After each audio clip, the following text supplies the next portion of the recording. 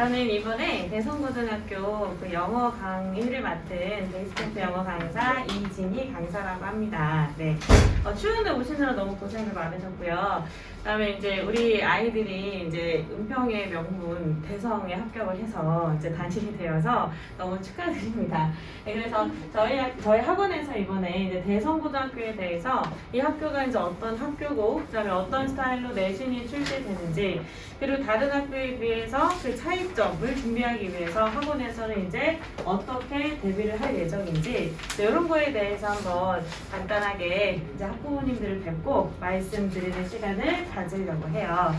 네, 학생들의 반응은 좀 어떤가요? 대성이 돼서 굉장히 뭐 신나하고 좋아하는 친구들도 있고, 아니면 나는 대성을 쓰지 않았는데 대성이 되어서 굉장히 이제 걱정하는 친구들도 좀 많이 있고 한 것 같은데, 자, 지금 이 시간에 대성고등학교의 문제 스타일과 이제 어떻게 대비를 해야 되는지 그것에 대해서 한번 같이 살펴보도록 하겠습니다.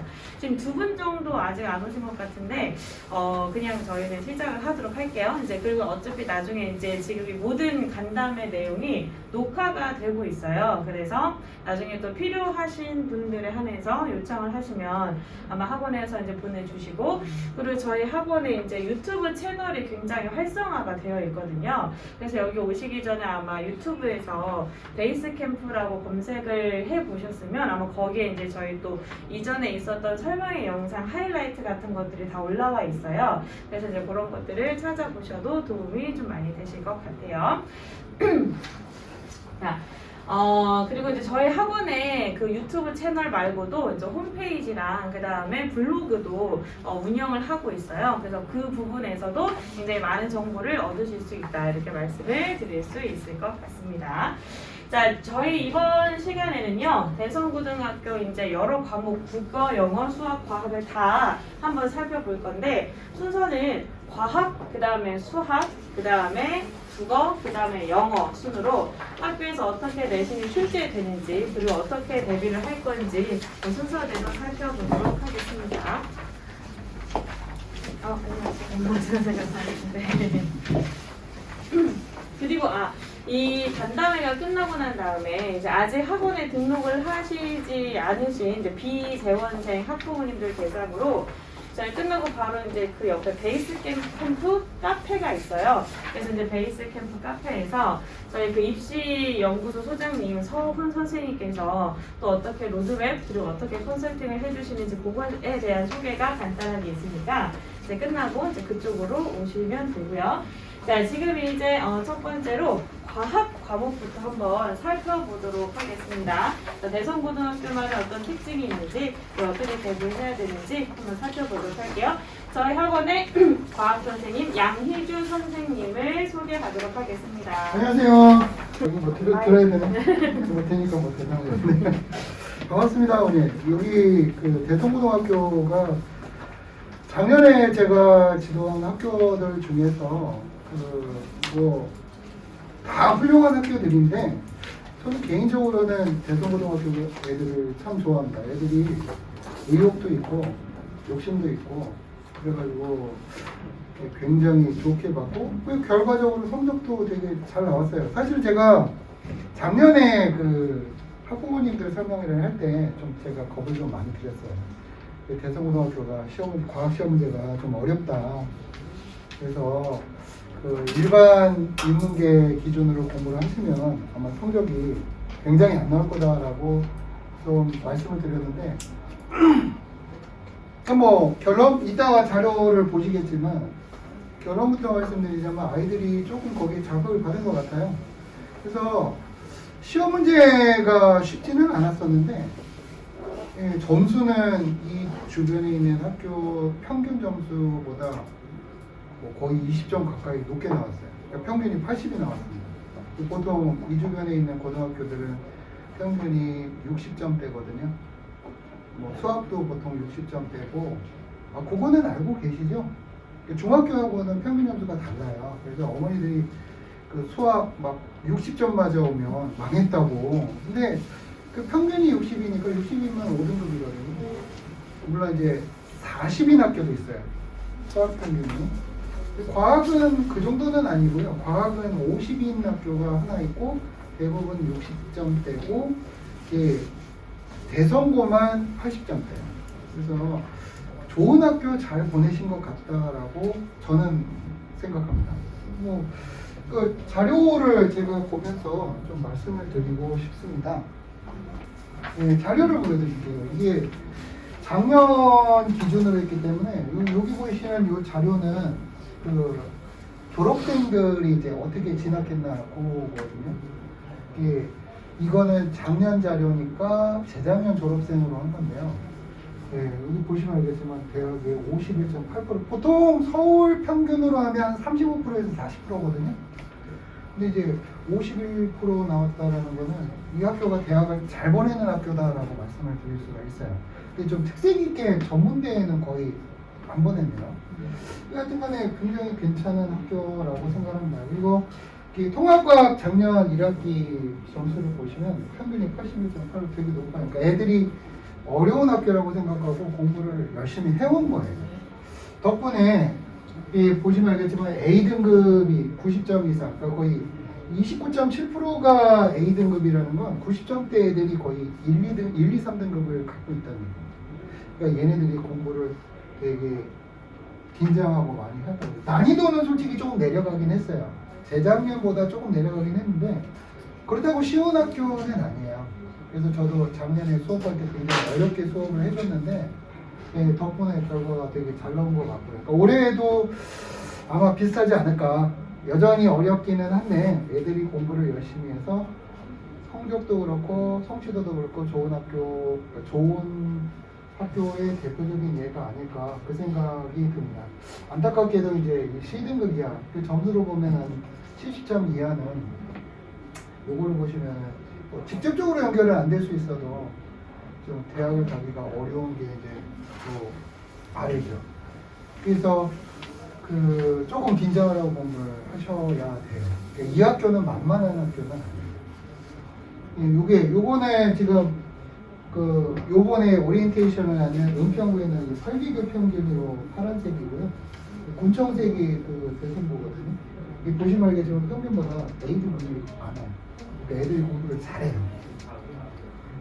그리고 전체 평균도 보시면 알겠지만 60점대. 이거는 올라간 이유가 요 80점도 포함이 돼가지고 올라가는데 보통 60점대거든요. 얘는 압도적으로 과학을 좀 잘하는 것 같아요. 그러니까 대충 대비하시면은 우리 애는 똑똑한데 생각보다 등급이 안 나오네. 그런 얘기가 나올 수 있어요. 코로나 때문에 뭐 내용으로 보시면 알겠지만은 재작년보다 많이 쉬워지기는 했는데 재작년 걸 보고 제가 작년에 예측한 게 뭐냐면 이 학교는 기본 수업만 하면은 1등급, 2등급, 3등급이 될 수가 없다. 그래서 저도 다른 학교하고 다르게 대성공만 따로 심화 자료 중심으로 해서 수업을 했거든요. 애들한테 물리원, 화학원, 식량과학원, 지구과학원에 관련된 심화 내용을 해줬어요. 뭐 필수라고 별표라고 하지는 않았는데 니네 학교는 되게 폭넓게 많이 알아야 등급이 나온다. 이따 문제 보시면 알겠습니다만 작년에도 그랬어요. 그래서 기본 교재 갖고 기본 수업하면은 1, 2, 3등급 안 나옵니다. 좀 욕심을 내서 심화 수업도 하셔야 그리고 모의고사 유형의 문제도 풀어봐야 1, 2, 3등급이 나올 수 있는 학교다. 예. 그래서 어떻게 대비를 하셔야 되냐면 보통 학원에서 하는 기본 수업을 하시는 걸로는 충분하지 않고요. 이 학교는 이제 좀 심화 수업도 하고 문제도 다른 학교보다 한 1.5배는 더 푸셔야 돼요. 예. 그리고 가급적이면 선행 욕심을 사실 그렇습니다. 그러니까 선행 욕심을 내면 학생 입장에서 할 게 너무 많아지거든요. 예, 기본하는 것도 힘든데 이것저것 뭐 선행 가르쳐 주면서 이것도 해라 저것도 해라 그러면 애들이 솔직히 좀 부담을 많이 느끼는 부분이 있는데 어쩔 수가 없어요. 대성을 공부를 좀 잘하는 분들아 욕심을 내셔야만 1, 2, 3등급이 나와요. 그러니까 어설프게 하면 그러니까 일반 학원에서 하듯이 어설프게 어설프게는 아니고 그러니까 평균적인 표준 수업을 하면 그러니까 EBS 수업 같은 걸 하면 1, 2, 3등급이 안 나옵니다. 그러니까 4, 5등급 정도밖에 안 나와요. 그래서 조금 욕심을 내셔야만 안정권에 들어갈 수 있는 학교다. 이 문제 한번 보여드릴게요. 요 문제 같은 경우에는 제가 풀어드리려고 그런 건 아니고요. 요 문제 같은 경우에 기존의 자습서에 많은 문제들이에요. 그러니까 자습서 풀어보면 나오는 문제들인데 요 문제 비중이 정확하지는 않지만 5, 60%는 들어가요. 그러니까 자습서 풀면은 5, 60점 정도는 나옵니다. 근데 이제 이런 문제 같은 경우에는 원래 그 교과서에 언급은 돼 있는데 자세히 나오지는 않는 내용이거든요. 이게 사실은 엄밀히 말하면 그 전에 융합과학에서 그러니까 통합과학 이전 교과서 융합과학에서 강조됐던 주장이었는데 작년에 보통 문제집에서는 요거 갖고 그렇게 강조해서 내지는 않는데 이 학교는 초재를 하셨더라고요. 그러니까 좀 다른 것도 욕심을 내서 하셔야 돼요. 그리고 요거 같은 경우에도 이게 요 부분인데요. 잠수함에 산소통에 산소와 함께 넣는다가 이게 헬륨 얘기거든요. 요 문장은 어느 책에도 없어요. 자습서 참고서에 어느 책에도 없어요. 저는 운이 좋게 작년에 우리 애들 수업할 때 헬륨 얘기해주면서 헬륨과 관련된 이 얘기 저 얘기 다 하다가 이거 뭐 네이비실이 깊이 들어갈 때에는 뭐 헬륨 들여 마셔야 잠수병에 안 걸린다 얘기하면서 그러면 네이비실이 그 남자 중에 남자 네이비실이 물 위에 올라오면은 헬륨 들여 마시면은 꽤 높은 소리 나잖아요. 그래서 애들이 웃기진 않았지만 하여튼 웃겼거든요. 다행히 그래서 애들이 한 번은 들어보고 수업에 들어갔어요. 그러니까 요거 때문에도 좀 폭넓게 공부할 필요가 있는 학교입니다. 그러니까 요거 같은 경우에는 전형적인 모의고사 유형 문제예요. 어머니들도 옛날에 모의고사 좀 보시면 뭐 겹쳐 그리고 공통점이 뭐 차이점이 뭐냐 이렇게 ABC가 뭐 들어가냐. 그러니까 각각은 그렇게 굉장히 어렵다라고 보기는 어려운데 그러니까 여기다 집어넣고 하면 여기 중에 하나만 나가도 틀릴 수 있는 문제거든요. 그러니까 뭐 만만한 학교가 아닙니다. 그리고 요 부분이 이거는 대선고의 특징만은 아니에요. 다른 학교도 유독 그 1단원에 1.7단원에 요 그 핵산이라고 하는 부분이 나와 있는데 요 부분에 지금 설명하고 있는 게 그 사각포의 법칙이라는 거거든요. 근데 원래의 원칙대로 얘기하면 사각포의 법칙에 관해서 제대로 나오는 건 생투예요. 근데 그거를 이 학교뿐만 아니라 다른 학교도 어렵게 많이 내는 주 소재로 썼더라고요. 다행인지 몰라도 다행히도 저도 작년에 사과포의 법칙 가지고 심화 문제를 대선고만 해줬거든요. 다행히도 애들이 어려운 문제를 한번 풀어보고 학교에 가가지고 성적이 좋았는데 이 부분에 난이도가 되게 높습니다. 의외로 생물은 만만한 과목이라고 생각했는데 의외로 이 동네 전체가 이 부분을 어렵게 내시더라고요. 그래서 이렇게 주의할 부분이 있어요. 그래서 기본 수업만 가지고는 좋은 등급이 나오기는 어렵다. 학교가 좋기 때문에. 그래서 조금 EBS 같은 표준 강의보다 조금 심화 학습이라든가 폭넓고 다양한 학습 그리고 좀 심화 문제도 풀어야만 고득점이 나온다. 이거를 정리하고 마무리해드리겠습니다. 혹시 뭐 학교 궁금하시거나 뭐 과학에 관해서는 제가 영어 수업은 모르고요. 궁금한 거 있으시면. 선생님, 네. 학교가 좋다라는 거는 선생님들이 수업이 질이 높다라는 거예요? 아니면 아이들이 워낙에 열심히 잘하는 거라서 좋다라는 거예요? 둘 다인 것 같아요. 그러니까 원래 얘랑 죄송합니다. 대성고가 자립형사립고였잖아요. 그러니까 제가 그 전에 자립형사립고 때 그 교재도 다 봤거든요. 거의 세종과학고나 그 학교에서 쓸만한 수준의 책을 썼었더라고요. 그거를 가지고 수업을 하신 선생님들이니까 선생님들 수준은 굉장히 높으시거든요. 그래서 재작년 시험지를 보니까 그 버릇을 못 놓고서는 되게 어렵게 내셨어요. 그래서 아예 망했거든요. 그러니까 자유병사리과가 아닌데 이제 그래도 신입생은 그 수준이 아닌데 되게 어렵게 내셨어요. 그래서 애들이 작년 기준으로 하면 겁을 먹어가지고 되게 열심히 했습니다. 그러니까 둘 다가 맞아요. 선생님들 수준도 이 과학고하고 비교할 정도는 아니겠지만 굉장히 높으시다라고 말씀드릴 수 있습니다. 그래서 가끔 애들이 수업할 때 저한테 피드백을 하는 게 학교에서 선생님이 이런 걸 가르쳐줬다. 근데 이 처음 듣는 얘기다라는 얘기를 가끔 가지고 옵니다. 그러니까 선생님들 수준 되게 높습니다. 없으신가요? 이게 다음 그 과목은 제일 중요한 수학입니다. 그 박형주 선생님께서 그 설명해 주실 거고요. 네, 수학 기대 많이 하시고 얘기 좀 많이 들어주셨으면 좋겠습니다. 그리고 이거 얘기 끝나고 나도 혹시 과학 과목에 관해서 궁금한 게 있으시면 지나가는 게 물어보셔도 상관없으니까요. 네, 그렇게 활용해 주셨으면 좋겠습니다. 지금 과학 수업은 만약에 그러면 주중에 이거 하루만 수업이냐 아니면 어떻게 일주일에 두 번이죠? 주중에 하루만 수업하고요.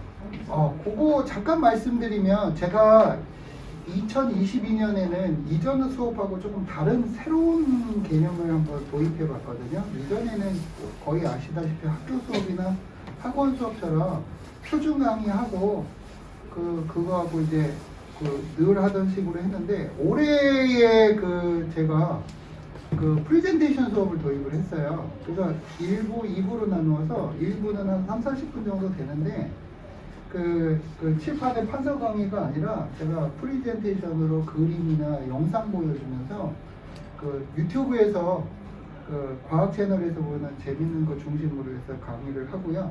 2부에서는 이제 학교 학원에서는 늘상 표준 강의로 이제 파전 수업을 하거든요. 예, 그렇게 하니까 애들이 반응이 좋더라고요. 올해부터 새로 하기는 했는데 대선고는 거기에다 플러스 알파로 이렇게 3월 달부터 대선고반이 생기면 3월 달부터 고반을 조금 더 신경 써서 보강을 더 하든가 해야 될 겁니다. 그냥 다른 학교하고 비슷하게 하면은 좋은 결과는 안 나올 겁니다. 예. 교재는 이게 자체 하루에 3시간. 이게 일주일에 한 번이고요. 하루에 3시간. 교재는 자체 교재 쓰시는 네. 거예요? 예, 교재는 준비하실 필요 없습니다. 자, 되셨나요? 네, 감사합니다. 안녕하세요. 베이스캠파워의 입시연구소장 서울입니다. 반갑습니다. 별로 반갑지 않으신 거잖아요. 저희가 원래 거리두기 때문에 더 적은 인원을 모시려고 했는데 이야기 계속 넘쳐서 이해 좀 부탁드릴게요. 그리고 지금 과학생이 끝났고 이제 좀 있다가 원래 8시부터 박형주 선생님이 와서 이제 설명해 주실 거거든요. 이제 박형주 선생님 워낙 유명한 선생님이고 지금 백현에서 이제 수학 전담을 하고 계신 선생님인데 지금 별관에서 수업하시다가 지금 오고 계셔갖고 좀 늦습니다. 잠깐 시간이 나니까 여기 제가 입시 컨설팅 로드맵이라고 해갖고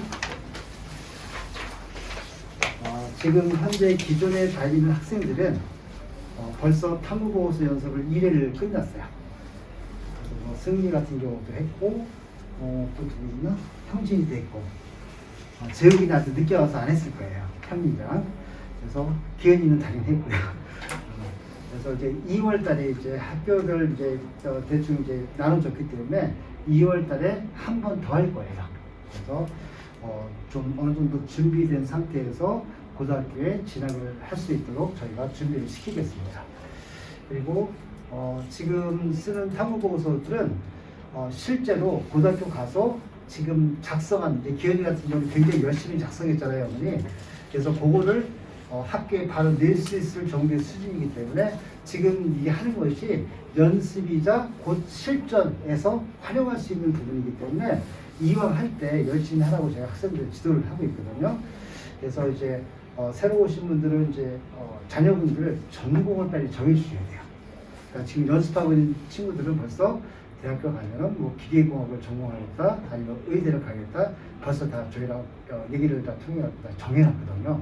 그래서 새로 들어오는 친구들은 들어오자마자 상담을 통해서 일단 전공을 빨리 정해야 돼요. 그래야지 학교 동아리 선택이 굉장히 중요하기 때문에 이어서 연결시켜서 저희가 지도를 할 수 있거든요.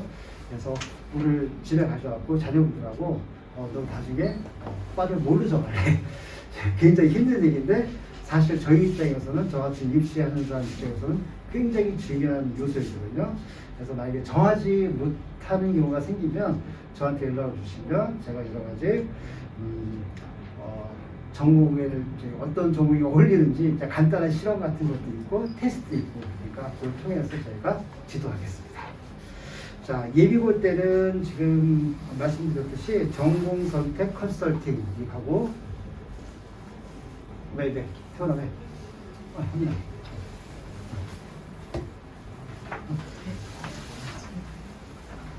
그리고 전공 적합성 개발 컨설팅 이제 기본적으로 애들하고 상담을 통해서 하고 있고요. 자, 1학년 가면 할 게 제일 많아요.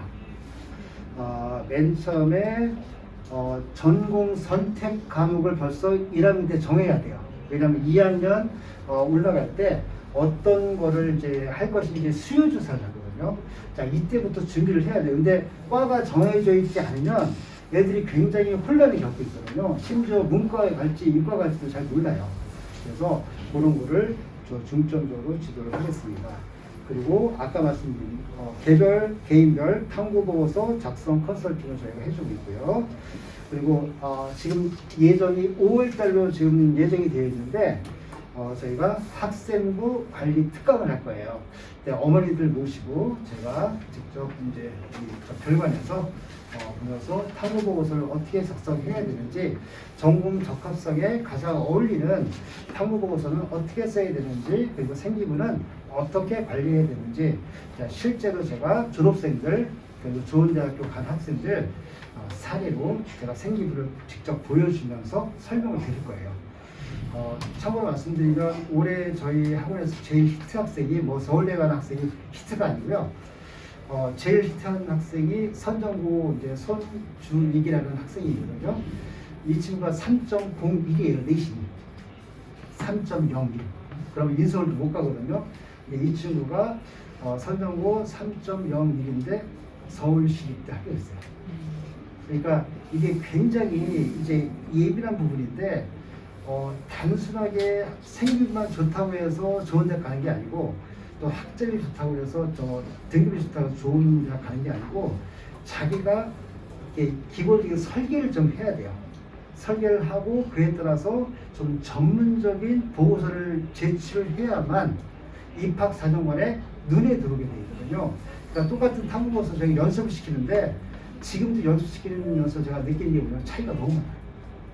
어떤 학생은 진짜 제가 봐도 지금 과거에 있는 외고 과거에 있는 학생들보다 더 잘 쓰는 학생들이 있어요. 이런 학생들이 결국 좋은 데를 가는 거거든요. 근데 그렇지 않은 친구들은 제가 탐구서 보고서를 받고 나서 깜짝 놀래요. 이건 초등학교도 이 정도보다 더 잘 쓰는데 이런 학생들도 있어요. 실제로. 그래서 애들이 탐구보고서 왜 써야 되는지 이걸 숙제라고 생각하는 애들도 있어요. 그러니까 학교에서 절대 탐구보고서 내라는 얘기를 절대 1도 안 해요. 근데 실제로 이런 노력을 통해서 좋은 데 가는 학생이 있는데 그래서 이런 전반적인 내용을 5월달 학생부 관리 특강 때 추가적으로 설명을 드리겠습니다. 자, 그리고 내신 성적이 나오기 시작할 거예요. 1학기, 2학기 나오겠죠. 네, 성적을 받고 저희 컨설팅을 해주고 또 모의고사도 아마 대충 2차례 보게 될 거예요. 그 성적을 받고 이런 고민을 많이 하게 되죠. 정시를 가야 되는지 수시를 가야 되는지 이런 고민을 빨리 하게 돼요. 왜냐하면 지금 여러분 자녀들은 결정을 빨리 해야 돼요. 그러니까 실제로 올해 졸업생보다 지금 여러분의 자녀들은 정시, 수시 선택을 빨리 하면 할수록 유리해요. 그래서 내신으로 수시로 갈 학생들은 부지런히 목숨 걸고 내신 계속 해야 되고 딱 봤더니 내신 아니야. 특히 제가 가장 슬퍼하는 학생들이 대성고등학교와 옆에 있는 예일여고예요. 왜냐하면 대성에서 3등급 나온 학생들, 예일여고 3등급 나온 학생들. 제가 뭐라고 표현하냐면 예일여고 3등급의 저주, 대성고 3등급의 저주라고 얘기합니다. 왜냐면 실제로 올해도 대성, 진짜 우리 학원만 해더라도 진짜 스카이반에 있는 애들 대부분이 다 대성고였어요. 자, 그러면 이게 어떤 얘기냐면 대성고에서 3등급이 나왔어요. 근데 실제로 3등급은 좋은 학교 간다고 얘기하는데 실제로 그렇게 못 가요. 그러면 이 학생은 만약에 은평으로 갔다. 그러면 대성고 3등급이자 은평을 만약에 갔다면 1등급 후반이나 2등급 초반이 나거든요. 그러니까 이 대성고 3등급 학생이 너무 억울한 거예요. 왜냐면 수시로 갈 수가 없으니까. 그래서 이 예일여고하고 대성고 3등급 내지는 4등급 초반 애들이 거의 죄송하지만 70%가 재수합니다. 성이 안 차니까. 왜냐면 자기가 중학교 때 자기가 못하는 애가 은평으로 갔는데 얘가 인서울에 갔어요. 자기는 인서울 못 가는 거예요. 그러니까 억울한 거예요. 애들 입장에서. 그 재수를 하게 돼요. 그래서 이런 이제 특징들이 다 있기 때문에 어쨌든 대성고에서 3등급인데 그래도 시립대를 보내고 선정고 선생님들 시립대를 보내고 이런 노력들을 하기 위해서 이 학생부 관리도 하고 애들이 굉장히 힘들거든요. 그래서 이런 걸 하나하나 저희가 컨설팅을 했을 겁니다. 그래서 제가 지금은 이제 멀쩡하게 서 있지만 사실 지금 너무 힘들거든요. 왜냐면 이제 7일 날 이제 정시 발표가 됐잖아요. 이제 제가 이제 한시름 나왔고 이제 좀 있으면 입시 결과가 다 나오는 거고 이제 제가 이제 집중적으로 해야 될 학생들이 여러분 자녀들 시작을 해야 되고 처음부터 다 가르쳐야 되거든요. 근데 보통 다른 학원은 어떤지 모르겠지만 저희 학원처럼 이렇게 체계적으로 준비를 시키는 학원은 아마 없을 거예요. 여러분 뭐 다 느끼셨을 거고 다른 학원도 많이 가보셨겠지만 실질적으로 이렇게 지금부터 하나하나 연수시키는 학원은 아직 없다고 보시면 돼요. 그래서 제가 말이 길어졌고 나중에 또 드릴 말씀이 있을 거고 오늘 이제 저희가 재원생 아닌 분들은 이제 끝나고 제가 추가적인 질문 받고 이런 시간이 준비되어 있으니까 이따 오시면 되고요. 이제 현수님 거의 오실 시간이 됐는데 잠깐만 기다리세요. 얘기를. 안녕하세요. 저는 수학강사 박형주고요. 2022년 이제 올해 아이들이 이제 중간고사가 또 얼마 안 남았잖아요. 그래서 오늘 대비 전략에 대해서 제가 짧고 굵게 또 말씀을 드릴게요. 제가 지금부터 딱 15분만 얘기하도록 하겠습니다. 자, 첫 번째로 제가 준비한 내용은 이제 작년 우리 대상 1학년 아이들이 시험에 이제 어떻게 나왔는지 이제 시험 분석을 해드리고요. 그 다음에 이제 제 커리큘럼, 왜냐면 또 이제 저희 학원에 또 좋으신 선생님들이 굉장히 많으신데 제가 또 대표로 나왔기 때문에 이제 내신 대비 커리큘럼과 함께 이제 아이들이 이제 주의할 점, 대상고 아이들이 이제 꼭 1등급을 받기 위해서 어떻게 해야 되는지 그거를 말씀을 드리겠습니다. 일단 대상고 1학기 중간고사 작년 시험지로 봤을 때는요. 수학 3, 처음부터 고차 방정식까지입니다. 이게 범위가 맞나요? 라고 물어보신다면 아주 일반적인 범위예요. 작년에 숭실고등학교가 2차 함수까지만 들어갔거든요. 근데 여기 이제 고차 방정식까지예요. 그러니까 뭐 그냥 노멀한, 평범한 수준이에요. 단 대성고등학교는 이제 그게 있어요. 부교재. 자, 대성고는 매년 지금까지 빠짐없이 전 학년이 부교재가 나왔습니다. 근데 이 부교재가 이제 그 소스가 어디냐면 출처가 모의고사예요.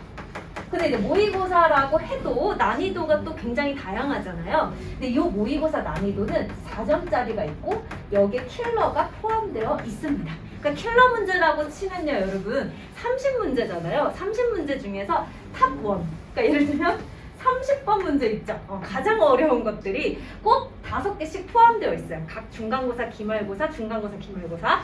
그렇기 때문에 아이들이 이 부교재를 되게 열심히 풀어요. 근데 이제 부교재를 언제 받냐면 3월달에 시작되고 나서 받겠죠. 근데 3월부터 모의고사 대비를 하면 아이들의 점수가 잘 나올 거냐는 거예요. 왜냐하면 이제 구성을 말씀드리면 객관식이 23문제고 단답형이 5문제예요.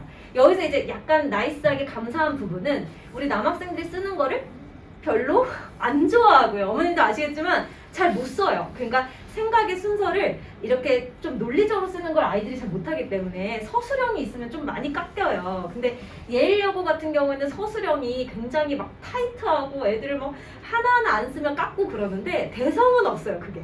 그래서 굉장히 나이스한 건 단답형이에요. 그러니까 답만 쓰면 된다는 거예요. 그러니까 5문제에 20점입니다. 그러니까 이제 총 몇 문제 내면요, 어머님? 28문제예요. 그러니까 보통은 학교 시험들이요. 24문제, 3문제 여기서 왔다 갔다 하는데 50분이거든요. 그래서 28문제니까 60분이에요. 그러면 다른 학교보다 문제 개수가 조금 더 많은데 그래도 10분밖에 더 안 준다는 거거든요. 근데 이제 문제 난이도가 또 어떻게 되냐면 선정 같은 경우에는 모의고사 가장 어려운 게 2개밖에 안 들어가요. 근데 대성은 지금 아까 말씀드렸지만 킬러 문제가 한 4-5개는 들어간다고 말씀을 드렸잖아요. 그러니까 학교 시험에 이 변형 문제를 안 낼 수가 없겠죠. 애들 이제 공부를 시켜야 되기 때문에.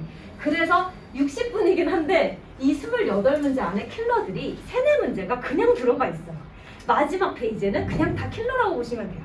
그러니까 애들이 마지막 페이지를 못 풀면 이제 뭐 3등급부터 시작하는 거예요. 3등급부터. 그래서 그거를 이제 제가 말씀을 또 좀 더 자세히 드릴게요. 자, 총평 말씀드리면 이제 대선고 부교재랑 그다음에 모의고사 기출 문제들이 이제 골고루 출제가 돼요. 자, 그런데 여기 2번째가 중요합니다, 어머님들. 2번 내용에서 보시면요. 2등급 이상이 목표라면, 자, 2등급 이상이 목표라면 아이들이 모의고사 기출 문제집을 지금부터 풀어야 돼요. 지금이 이제 언제죠, 어머니? 2월이에요. 설 지나니까 또 뭐 3월 금방 오죠. 2월부터 모의고사 기출문제집을 풀려야 됩니다. 근데 애들이 한 번 푼다고 기억을 못 하거든요. 우리 아이들이 또 수학만 하는 게 아니잖아요. 그래서 최소 2번은 풀어줘야 됩니다. 근데 2번을 이제 풀려고 봤더니 이제 시중에 나와 있는 문제집은 굉장히 두꺼워요. 그래서 뭐 자이스토리라던가 엄마 혀, 자, 마더텅이라던가 뭐 여러 가지 문제집들이 있는데 특히나 마더텅은요 제일 두꺼워요, 기출 문제집 중에서. 그래서 제 반을 보내주시면 이제 제가 지금 담당하는 반이 스카이반인데 스카이반에서는 지금 2월부터 지금 계속 시작을 했거든요. 사실은 스카이반은 1월부터, 그러니까 1월부터 사실은 모의고사 기출을 제가 풀리기 시작했는데 이제 제 반이 만약에 아니라 할지라도 어머님들께서 꼭 기출문제집을 사서 풀리도록 해주셨으면 좋겠는데요. 이게 아이들이 생각보다 요령이 없어요. 그래서 꼭 주의하실 점이 뭐냐면 우리는 지금 고차 방정식까지 3월 되기 전에 기출문제집 1회독을 하는 게 지금 중요하거든요. 어떻게든 끝까지 가는 게 중요한데 애들이 앞에 것만 되게 열심히 하니까 다항식의 연산만 너무 잘하는 거예요. 그래서 진도가 안 나가요. 그래서 문제집을 푸는 방법을 제가 어머님께 잠깐 말씀을 드리면 우리가 이제 이 두꺼운 문제집을 2월 한 달 동안 다 푼다? 그건 정말 천재예요, 어머님. 그게 쉽지 않아요. 다른 학원 숙제도 너무 많기 때문에. 그래서 문제를 풀리실 때 단원이 이렇게 여러 개가 있잖아요. 그러니까 중단원이 이렇게 5개가 있지 않습니까? 그럼 예를 들어서 중단원이 5개면 매일매일 2문제씩 풀리는 거예요, 어머님들. 이렇게. 그러면 총 몇 문제죠? 10문제밖에 안 되죠. 근데 하루에 10문제를 전 범위를 매일매일 복습을 해주는 거예요. 만약에 우리 아이는 학원이나 과외 스케줄이 너무 빠듯하다. 그러면 그러니까 월수금, 화목토 이렇게 격일로 시켜주세요. 그래서 주말만 하면 안 되고 주중만 하면 안 되고 어쨌든 이틀에 한 번씩은 해야 되거든요. 그래서 이렇게 골고루 매일 전 범위를 훑어주시는 학습법. 요걸 아이들이 잘 몰라요. 1등급도 모르고 전교 1등도 잘 몰라요. 왜냐면 그렇게 공부를 안 해봤기 때문에. 근데 고등학교부터는 양은 많고 해야 될 양은 많고 또 깊이도 엄청 깊어요. 특히 대성은. 그래서 요렇게 어머님들께서 꼭 2월 한 달간은 훈련을 좀 시켜주시면 어떨까. 저는 진짜 오늘 할 얘기는 이겁니다. 이게 진짜 제일 중요합니다. 자, 그러면 이제 3번. 자, 시간이 절대적으로 부족한 시험이죠. 그래서 당연히 시간 관리 훈련이 필요합니다. 근데 뭘 알아야 시간 관리를 하죠, 어머님들? 그래서 2월 달에 요거를 시켜주시고요. 그리고 3월 달부터는 이제 3월, 4월은 이제 무조건 제 반을 보내주시든 아니든 간에 제일 중요한 건 시간 훈련입니다. 고등학교 1학년 첫 중간고사를 보면요. 학교를 막론하고 어머님들께서 이런 얘기를 굉장히 많이 하세요. 아, 우리 아이는 평소에 문제집 진짜 많이 풀었거든요. 블랙라벨도 풀고 자이스토리도 풀고 다 풀었는데 시험만 보면 80점이 안 넘는다. 이제 이런 얘기를 하세요. 근데 아이들이 굉장히 속상하겠죠. 우리보다도. 어머님도 속상하시고 저도 진짜 속상하지만 제일 속상한 건 당사자들이에요. 근데 그 당사자들은 뭘 모르냐면 중간고사, 그러니까 중학교 때랑 고등학교의 차이를 몰라요. 중학교 때는요. 문제집을 2권, 3권 풀수록 100점으로 수렴해요. 그래서 100점이 돼요. 근데 고등학교는 문제가 똑같이 나오지 않을 뿐더러 또 하나 긴장감이 되게 많고 또 하나 어려운 킬러 문제들이 출제가 되면 평소에 시간이 많아도 못 푸는 문제들을 한순간에 풀어야 되면 아이들은 거기서 선택 장애가 와요. 예를 들면 그러니까 쉽게 말하면 이런 거예요. 자, 내신은 모의고사랑 다르게 여기 어려운 문제 구간이야 이런 게 없어요. 그러니까 1번 쉬워, 2번 어려워, 3번 어려워. 근데 4번이 또 쉬운 문제예요. 그럼 애들이 어떻게 푸냐면 순서대로 풀어요. 아무 요령 없이. 그래서 털리는 거예요. 그러니까 한 문제, 어려운 문제는 막 5점, 그리고 주관식 같은 경우에는 8점, 7점 이렇게 나오는데 치고 빠져야 되거든요, 소위. 근데 그런 훈련이 이제 시간 훈련이라고 생각하시면 돼요. 시간 안에 내가 풀 수 있는 문제를 취사 선택하고 그리고 선택한 문제는 3분 이내에 답이 안 나올 때 빨리 배를 빼고 다른 문제로 가는 훈련. 그게 이제 시간 훈련이에요. 그래서 그거를 제가 3, 4월에 시킵니다. 근데 이걸 해보니까 되게 재밌는 게요. 저도 이제 매년 스카이반을 했지만 아이들이 공부를 잘해도요 성향이 되게 달라요. 어떤 친구 같은 경우에는 교수님 스타일이 있어요. 아주 융통성 없이 내가 너를 조지겠다. 그래서 이 문제에 목숨 거는 애들이 있어요. 그러니까 이 문제 그냥 풀 바에야 다른 쉬운 문제들을 건드려야 되는데 그거를 못 가고 여기서 융통성 없이 막히는 애들이 있어요. 그래서 나중에 물어보면 야 너 뭐 했니? 그러면 선생님 제가 이거 풀다가 시간이 없어서 못 넘어갔어요. 이런 친구들이 있어요. 그래서 그런 성향을 좀 바꾸는 시간이 물론 아이들의 성향이나 성격을 바꾸는 게 되게 쉽지는 않거든요. 근데 공부 습관도 사실 습관을 만들기 나름이라고 저는 생각하거든요. 근데 그런 아이들이 있고요. 덜렁이들이 있어요. 덜렁이들. 무슨 말이냐면 문제를 푸는데 3 곱하기 인데 애들이 오라고 써와요. 다 열심히 풀어놓고 마지막 줄에 집중력이 떨어지는 아이들. 그런 친구들은 끝까지 집중하는 훈련을 또 해줘야 되겠죠. 그래서 그런 성향들이 다 다르기 때문에 그런 습관들을 빠르고 정확하게 풀 수 있게 시간 안에. 그러면 이제 애들이 평소에는 잘 풀더라도요. 제가 실험을 해보면 맨날 그러는 게 자, 그러면 10분 안에 5문제 풀자. 이렇게 해서 이제 5문제를 동그라미 쳐주고 저는 초시계를 갖다 놔요. 이렇게 컴퓨터 프로그램으로. 그러면 10분이 가요. 그럼 애들은 이제 5문제를 풀고 그 안에서 풀 수 있는 문제와 어려운 문제 뭐 이런 거를 자기가 선택을 해서 풀 수 있게 하고요. 그거를 훈련을 하는 아이들과 안 하고 시험 보러 가는 아이들은요. 그 효과가 굉장히 커요. 그래서 작년에 제가 대성고등학교 1학년 애가 3등급인 애가 들어왔었어요. 작년에. 근데 얘가 아무리 봐도요 되게 성실해요. 3등급인데 자 부교재 몇 번 풀었니? 그때 부교재 5번 풀었대요. 5번 푸는 거 쉽지 않거든요. 그리고 5번 풀었대. 그리고 또 야 뭐 했니? 그랬더니 자기 센 C단계도 풀었대요. C단계 안 풀잖아요 애들이. 그거 풀었죠. 그 다음에 뭐 자기스토리도 풀고 뭐 다 풀었대요. 그래서 너무 완벽한 거예요 그냥 듣기로는. 근데 제가 문제집을 검사를 해봤어요. 근데 어떤 스타일이냐면 문제집을 많이 푸는 애들의 특징이 뭐냐면 이쪽 문제집에서 놓친 거 여기서도 놓쳐요. 그러니까 무슨 말이냐면 여기서 도형의 대칭이동 틀렸어? 그럼 계속 틀리는 거예요. 근데 이제 시간이 없으니까 빨리빨리 풀어 제끼느라 완성도가 떨어지는 친구들. 그렇게 해서 완벽함이 조금 떨어지고 또 하나는 이제 이 3등급인 아이의 그 문제가 뭐였냐면 평소에 이제 그 오답 관리가 조금 떨어진다. 오답 관리가 조금 떨어진다. 요 부분이었고요. 또 하나는 뭐냐면 멘탈이 되게 약했어요. 그러니까 되게 안타까운 상황인데 아까 제가 말씀드렸다시피 평소에는 되게 잘 푸는데 긴장감을 자기가 스스로 조절하는 게 잘 안 되더라고요. 그래서 이 친구는 제가 이 2가지를 어떻게 했느냐면 제가 그거를 말씀을 드릴게요.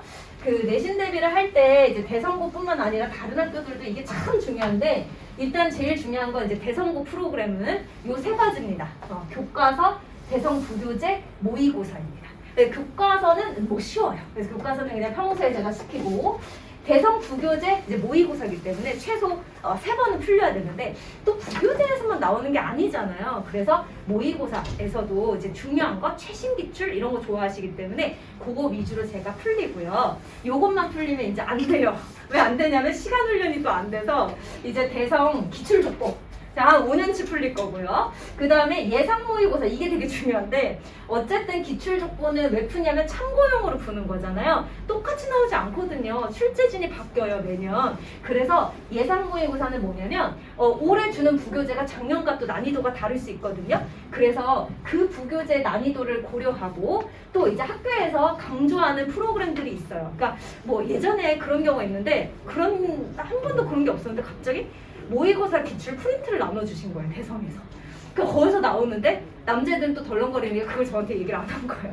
근데 제가 분명히 나올 것 같은 거예요. 여기서 아니 왜 좋겠어 선생님이 나오지. 근데 안 하는 거예요 애들이. 그래서 그거 변형 문제를 제가 이제 풀렸었거든요. 거기서 나온 거 있죠. 그래가지고 적중률 100을 자랑하는 모의고사 제가 이제 만들어서 이제 풀릴 거고요. 마지막에 이제 뭐냐면 남자애들 제일 싫어하는 거. 핵 싫어요. 오답 정리하는 거 너무 싫어해서 어느 정도냐면 대치동 애들도요 오답 정리하는 거 진짜 싫어해가지고요 문제집을 그냥 따로 사주세요 어머님들이. 야 너 그렇게 정리하는 거 싫어? 그럼 문제집을 또 사줘요. 그래서 샌도 2권, 자이스리 2권 다 2권씩이에요. 근데 그래도 뭐 안 하는 애들은 죽어도 안 하죠. 그래서 제가 합니다.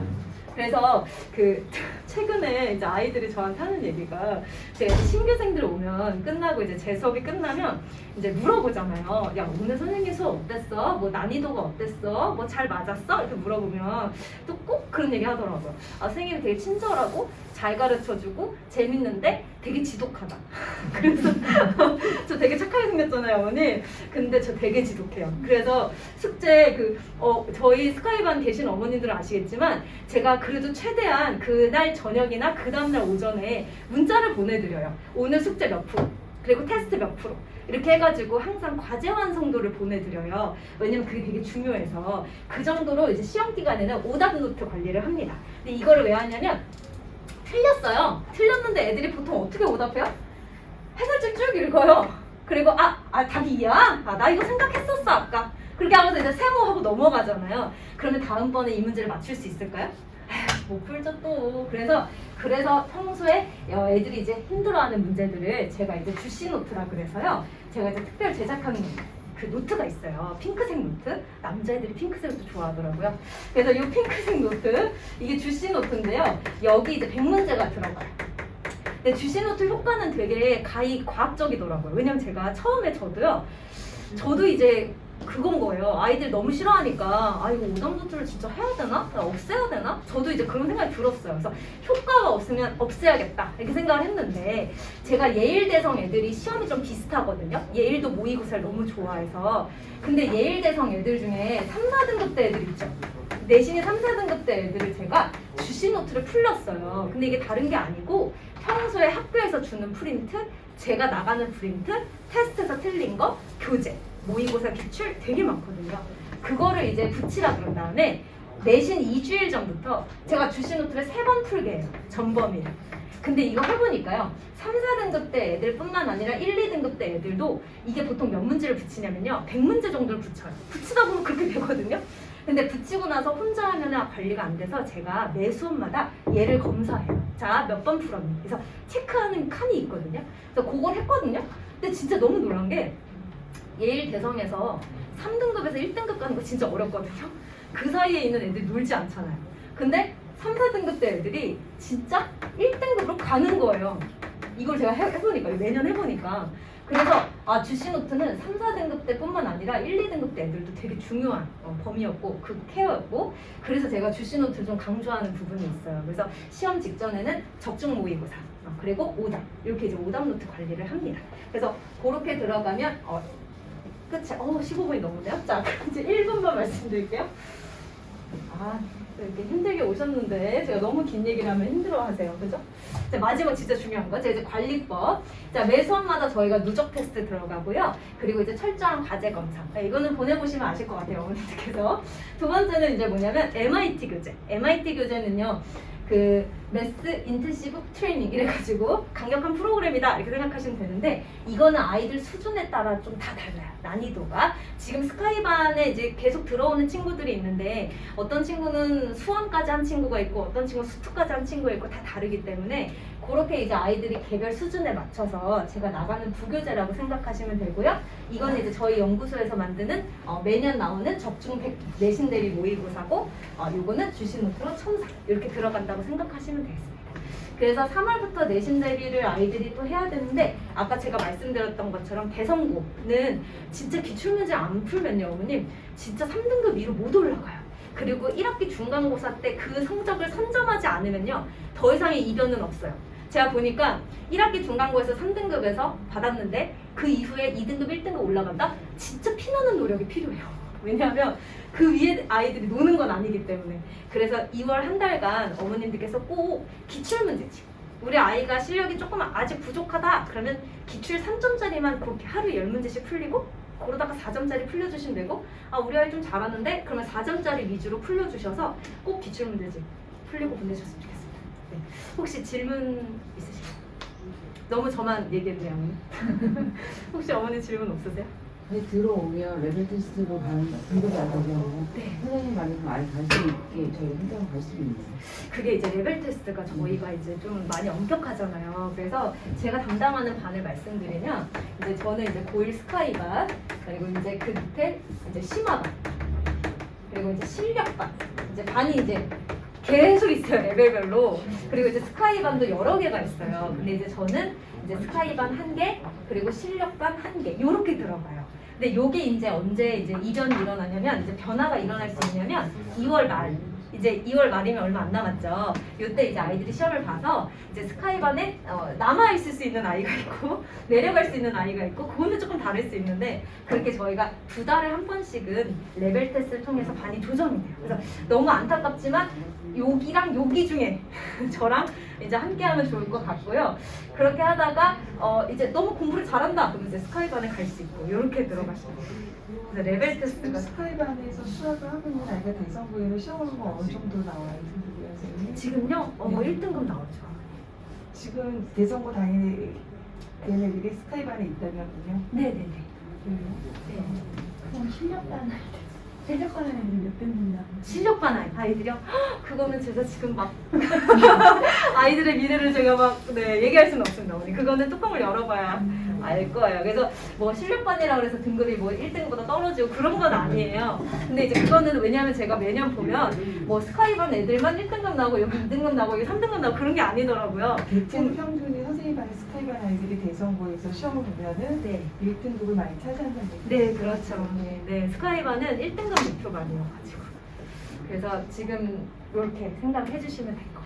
한번 저희가 만약에 지금 따라하고 다니고 있는데 오게 되면 네. 바로 스카이만 레벨 테스트 또 레벨 테스트 봐서, 네, 레벨 테스트 봐서 들어오면 되고요. 제가 이제 2월 달에 이제 중간에 들어오는 친구들은 다 이제 개별적으로 케어할 거거든요. 예를 들면, 시험을 봐서 보면은 수상수화 중에 들쑥날쑥인 애들이 되게 많아요. 그래서 그건 제가 이제 MIT 문제로 챙길까 합니다.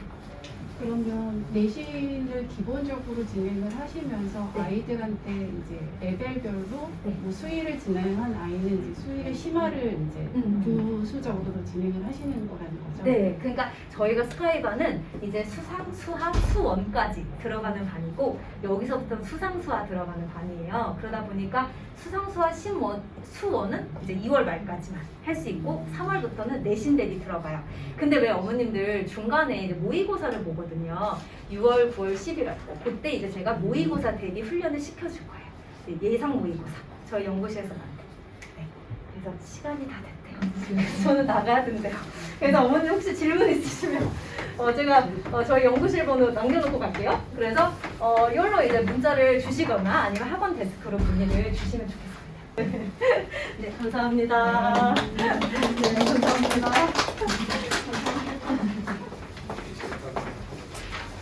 네, 다음은 저희 학원의 오준호 선생님께서 나오셔서 국어 내신 특징에 대해서 설명을 해주시겠습니다. 준호쌤. 안녕하세요. 베이스캠프에서 국어과 맡고 있는 오준호입니다.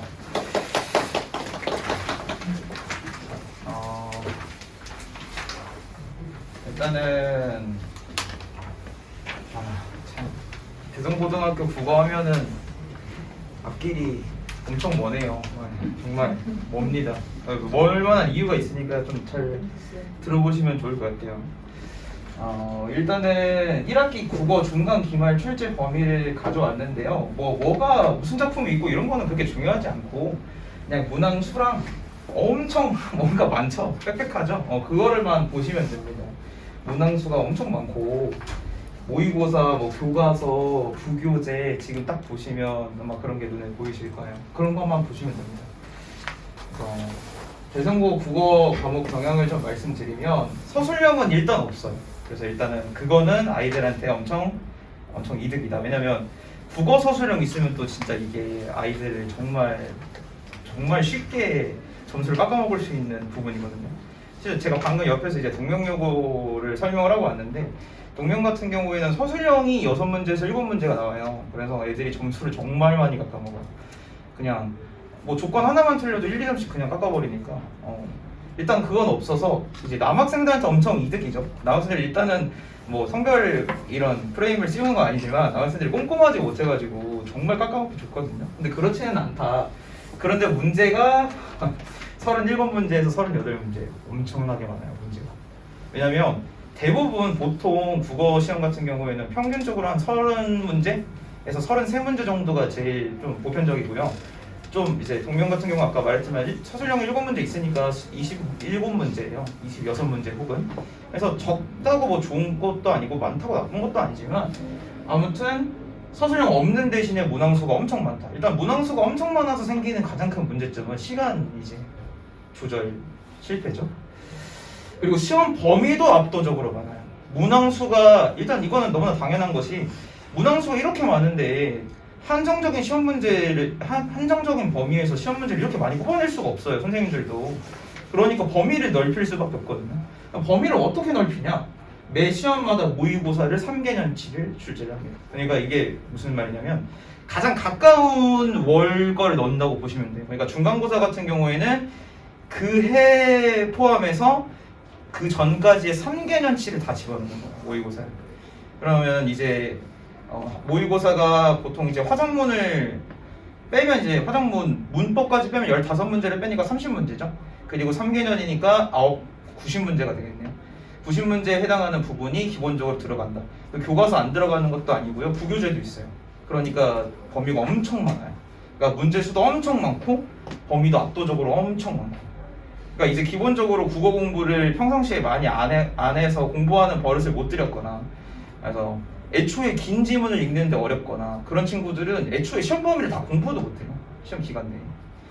그래서 그리고 거기다 하나 더 얹어서 모의고사 3개년에 대한 학교에서 대비 없어요. 그러니까 넣는다고 하고 학교에서 수업은 하지 않아요.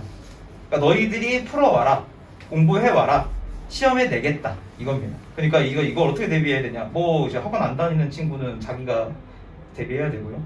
학원 다니면 저 학원에서 하겠죠. 그러니까 이제 이거는 다 이제 개인 몫입니다. 모의고사 3개년. 그리고 교과서 문법이 포함되는 경우는 모의고사 범위에서 문법을 빼주는 경우도 있어요. 근데 대부분 모의고사에 있는 문법을 다 포함을 시킵니다. 그러니까 문법 같은 경우는 매 회차마다 문법이 맨날 다 나온다고 보시면 되죠. 그러니까 범위는 다르지만 1학기 중간에도 문법이 무조건 있고 기말에도 문법이 있을 것이고 2학기 때도 계속 회차마다 문법이 있을 것이다. 그 말은 무슨 말이냐면 문법 공부를 계속 해야 된다는 얘기죠. 1년 내내. 그래서 대비 방안을 좀 설명을 드릴게요. 일단은 아까도 말씀드렸지만 시험 문제가 엄청 많고요. 지문 길이도 엄청 길고요. 왜냐면은 뭐 기본적으로 소설 뭐 몇 개만 내도 비문학 제재 몇 개만 넣어도 기본적으로 지문 길이가 압도적으로 길어지고요. 그리고 대성고등학교 선생님들 출제 특징이 모의고사를 아까 낸다고 말씀드렸는데 모의고사를 낼 때 자기가 원하는 지문끼리 붙여가지고 그냥 막 내버리세요. 그러니까 예를 들면 이제 뭐 비문학 복합 문제라고 해도 이 비문학은 뭐 예를 들면 2018년 고1 3월에 들어있고 얘는 2019년 3월에 들어있어요. 둘이 이렇게 짬뽕했어요. 문학도 마찬가지예요. 그러니까 애들이 어디서 본 작품이긴 하죠. 근데 당연히 모의고사 어디에 있었으니까 본 작품이겠죠. 근데 이제 선생님들이 어떻게 창의적으로 내는지는 선생님한테 달려있다. 그러니까 이제 애들이 이제 지문을 제재 공부를 엄청 열심히 해야 돼요. 만약에 내가 공부를 해서 대비를 할 거라면. 그래서 학교에서 모의고사 대비를 안 해주는데 3개년을 넣는 걸로 봐서는 학교에서 원하는 게 평상시 너네 그 학교에서는 면피할 수 있는 말이 너무나 정해져 있거든요. 뭐라고 면피하냐면 이게 정시 공부 되는 거야. 너네 이거 내신 시험 범위지만 너네 이거 공부하면 정시 대비 되잖아. 이런 식으로 면피하기는 너무 좋아요. 그러니까 사실 학원에서도 뭐 할 말은 없죠. 그런 식으로 학교에서 원한다는데. 근데 이제 문제는 면피하기는 너무 쉬운데 애들이 대비하기는 너무 어렵다.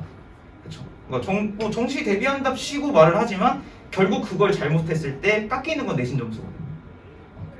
그래서 평상시에도 정시식 공부를 하게끔 유도를 하려는 것처럼도 보이고 그냥 이제 시험 난이도 조절하기 쉽거든요, 사실은. 모의고사를 내버리면 난이도 조절이 너무 쉬워요. 교과서 지문에 한정되지 않게 내도 되니까. 왜냐면 교과서 지문에 한정되면 시험 낼 게 많이 없거든요. 그러면 이제 외부 지문도 갖다 내고 이러면 참 좋은데, 외부 지문 또 너무 많이 내면 또 항의 들어와요. 왜냐면 뭐 책에 없는 작품 너무 많이 나온다. 그러니까 그냥 수업은 안 하지만 3개년치 때려 넣으면 낼 수 있는 소스는 엄청 많아지죠. 그렇죠? 그래서 그런 와중에 학생들이 모의고사 공부 뭐 평상시 1절 안 하다가 내신에 들어가니까 3개년치만 공부해야지 하고 공부하는 게 사실은 얼마나 효율이 있을까요? 그러니까 학교에서도 평상시에 정시적으로 공부하라는 것 같이 보이니까 학생들도 평상시에 내신 시험 기간 아닐 때도 정시직 공부를 개인이 하고 있어야 되는 게 유리하다는 얘기입니다, 결론은. 그래서 미리 대비를 해야 된다. 그리고 아까도 말씀드렸듯이 문법 계속 나오거든요. 진짜 계속 나오거든요. 1년에 시험이 4번이니까 4번 다 나오거든요. 그러니까 문법 생활화 해야 된다. 그리고 문법을 생활화하면 좋은 점이 일단은 이제 장기적으로 봤을 때도 좋아요. 왜냐면 이제 지금은 이제 국어가 바뀌어가지고 3학년 때 선택 과목을 고르게 되거든요. 3학년 때 언어와 매체, 화법, 작문 중에 고르게 되는데 언매가 문법 부분이에요. 그래서 나중에 3학년 때 언매를 고르려고 했을 때 내가 봐요. 그러니까 이게 이 자기 나름대로의 로드맵 없이 공부를 하는 사람들의 최후인 게 1학년 때 문법을 이렇게 많이 나왔는데도 불구하고 공부를 잘 안 했어요. 그리고 방학 기간에도 시험 끝났으니까 이제 공부 안 해야지 문법 공부를 1절 안 했어요. 2학년 때는 독서랑 문학교과서로 수업을 나가니까 문법을 또 할 일이 없어요. 그러니까 3학년 때 언매랑 화작문 고르라는데 뭐 고르지? 하다가 언매 골라야지 하고 골랐는데 이제 문법을 다시 해야 되거든요. 그럼 이제 1년, 2학년 내내 1절 아예 안 하다가 또 3학년 때 갑자기 또 1학년 때 배웠던 부분도 분명 있어요. 왜냐면 문법이라는 게 거의 고1 때 배운 부분에서 조금 확장된 거지 아예 막 고3 때 배우는 문법이라고 고1 때랑 다른 걸 배우는 게 아니거든요. 그리고 고1 때 비싼 돈 들여서 학원에서 배우고 학교에서도 정시식 공부하라고 해서 문법 공부했다가 2학년 때 안 나온다니까 안 해. 그리고 3학년 때 올라가서 언매 고르고 이제 피봅니다. 다른 과목도 막 해야 되는데 이제 와서 또 문법 한다고 막 난리 났어요. 그러면 안 되거든요. 그래서 어차피 만약에 언매 고를 생각도 있고 그러면 문법 공부 그냥 1년 내내 하는 걸로 생각을 하고 그런 식으로. 그러니까 1년 내내 하라는 게 막 시험 문제 계속 풀고 막 이러는 게 아니라 적어도 기초 개념을 안 잊어버리게끔 유지하는 측면까지는 해야 된다라는 거죠. 왜냐면 1년 내내 나오니까요. 기출문제 예시를 좀 몇 개 가져왔는데 뭐 이런 거는 엄청 설명을 읽어드릴 거는 아니고 이렇게 문법 문제가 이렇게 나온다. 그래서 이런 식으로 의문변동 현상을 개수를 아예 물어보는, 그러니까 학생들이 이 단어에서 일어나는 의문변동 개수를 다 세야 돼요. 일일이 다 센 다음에 전체가 도합해서 몇 개냐. 그러니까 이거는 한 개만 잘못해도 무조건 틀리죠. 네. 그러니까 다른 거 다 잘 셌는데 2개 있는 데서 한 개만 셌다던가 아니면 뭐 없는데 있다고 셌다던가 없는 것도 있을 수도 있거든요. 함정. 그러니까 이제 무조건 틀릴 수밖에 없는, 조금만 잘못하면 그런 문제다. 뭐 요거는 이제 시 문제를 가져왔는데요. 얘는 왜 가져왔냐면 복수정답 문제가 나왔었어요, 작년에. 그래서 이제 선생님들이 기본적으로 모의고사 소스를 가져다가 다 문제를 만들어서 내시거든요. 그렇다 보니까 좀 약간 이제 문제를 가지고 와서 재조합해서 지문도 다시 조합한다 그랬잖아요. 재조합해서 문제도 다시 만들고 하는 와중에서 오류가 있을 수 있어요. 그래서 오류가 있어서 이제 이 복수정답이 인정이 된 사례거든요. 근데 이제 이 경우는 이제 복수정답은 뭐 선생님들 실수니까 뭐 할 말은 없는데 학생들의 경우에 이제 학생들 마음속에 있을까요? 이게 복수정답일 수도 있겠다 이런 마음을 가지고 문제를 풀까요? 그런 마음은 없거든요.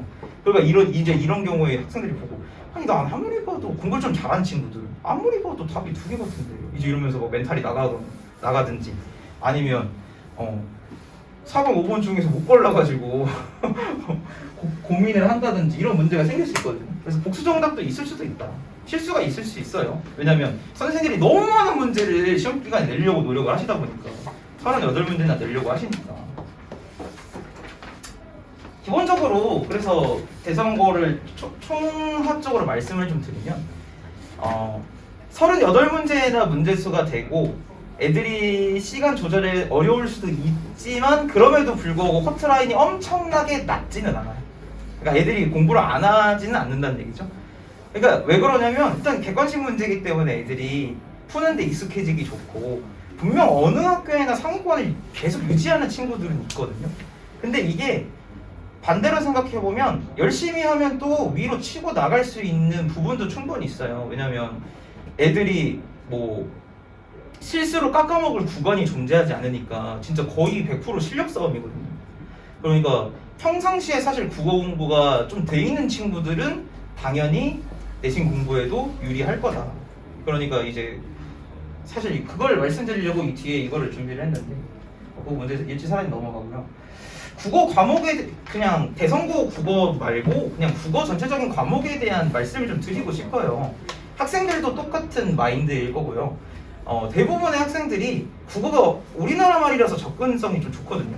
그래서 막연한 약간 아직까지 지금 이 나이 때 친구들은 막연한 자신감을 가지고 있을 겁니다. 막연한 자신감. 뭐 올라가서 뭐 열심히 하면 되지. 뭐 우리나라 그림대 보면 되지. 근데 첫 시험 보면 그런 말 사실은 안 나올 거거든요. 국어가 만만하지가 않아요, 생각보다. 특히 대성고는 전체적으로 만만하지 않습니다. 시험 범위가 너무 많아서. 아마 처음에 딱 시험 범위 아마 계속 이어져 온 거라서 이번에도 3개년치 주는 거는 이어질 거예요. 이건 지금 대성 고3 애들도 계속 그랬거든요, 1학년 때. 그러니까 계속 이어질 거거든요. 대성 지금 2학년도 그랬고. 그러니까 아마 대부분 학생들은 일단 시험 범위만 보고 질릴 거예요. 아마 대부분. 그렇죠? 그러니까 이제 학생들이 국어를 대하는 좀 마음이 바뀌어야 된다. 일단은 국어는 일단 도구 교과거든요. 다른 교과목 공부할 때 쓰는. 그리고 암기 과목은 벼락치기라는 노력이 일단은 벼락치기라는 그런 선택이라도 있어요. 그렇죠? 예를 들면 시험 범위가 정해져 있잖아요. 뭐 국사 같은 경우는 뭐 선사시대부터 삼국시대까지 하면 거기까지 외워야죠. 쭉. 근데 그게 없거든요. 시험 범위가 정해져 있다고 해서 그걸 다 모의고사 3개년치 다 머릿속에 암기할 건 아니잖아요. 그러니까 이제 결국에는 평상시에 안 하면 절대 그렇게 쉽게 점수가 느는 과목은 아니다. 기본적으로 개인 언어 능력이 어느 정도 차지를 하긴 해요. 타고난 언어 능력이 좀 좋은 친구들은 시험 이제 준비할 때 좀 편하겠죠. 그 개인차가 확실히 있긴 있어요. 그런데 개인차가 있긴 하지만 우리나라 말이기 때문에 당연히 하면 늘긴 늡니다. 근데 느는 양상이 그냥 뭐 하나 스테이지 하나 깨면 이렇게 올라가고 또 스테이지 하나 깨면 올라가고 이러면 좋은데 그게 아니거든요. 그러니까 엄청 초반부에 엄청 미비한 것처럼 느껴져요. 왜냐면 당장 뭐 우리가 비문학 독서 대비하고 싶다고 해서 비문학 지문을 예를 들어서 오늘 한 3개 읽었어요. 비문학 지문 한 3개 공부했어요. 문제도 풀고. 다음 날에 언어 능력이 얼마나 늘까요? 안 늘거든요, 하나도. 그러니까 엄청 미비해요, 사실은. 공부를 좀 해봐도. 그러니까 이제 대부분 친구들이 2단계에서 다 공부해서 안 느는데 왜 하냐. 근데 하다 보면 어느 순간에 갑자기 잘 읽히고 잘 풀리는 구간이 생겨요. 어느 순간부터. 근데 이 기간이 그렇게 짧지 않아요. 막 무조건 막 딱 무슨 책 3개월만 공부하면 언어 잡는다고. 이건 말도 안 되는 얘기예요. 그렇게 안 늘어납니다. 그러니까 근데 지금 딱 애들 나이대가 이 점진적인 시행을 할 수 있는 나이대거든요. 지금 2월달 그리고 3월달까지 보통 이제 내신을 3월 말까지 하니까 내신 3월 말에 시작하니까 3월 말까지는 다른 개인 혼공할 시간이 있어요. 개인 혼공할 시간도 있고 모의고사 책 기출 들여다볼 시간도 있고 그러니까 그때까지 하다 보면은 이 점진적인 늘어날 시간을 마련할 수 있거든요. 그래서 언어 능력이 중요한 건 맞지만 무조건 그렇다고 내신 성적 1등급이 타고난 언어 능력을 좌우하는 건 아니다.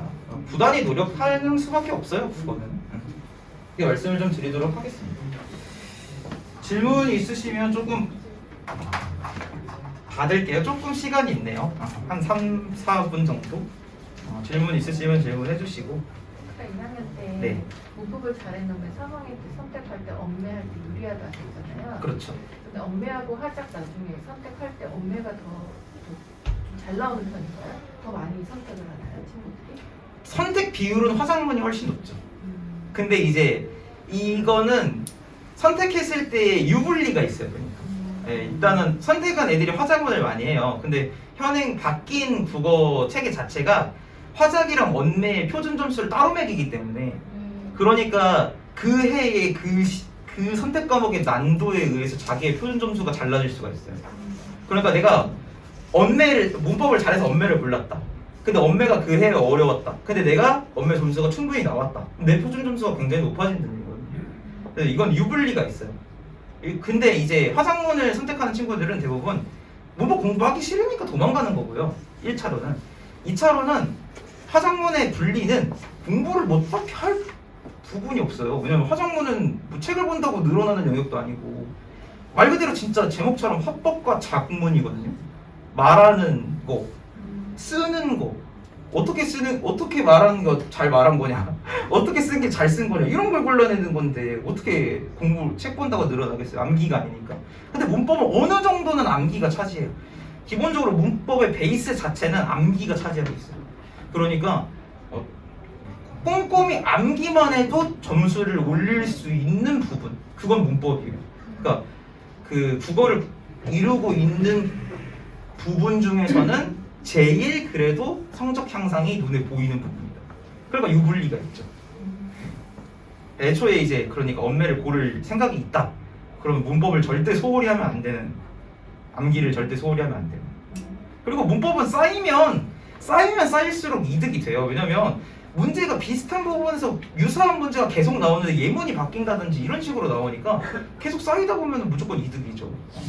문법은. 화작은 세트 푼다고 점수가 늘어날지 잘 모르겠어요. 그 중간고사나 기말고사 볼 때 최근 3개년도 나온다고 하셨잖아요. 네. 모의고사가.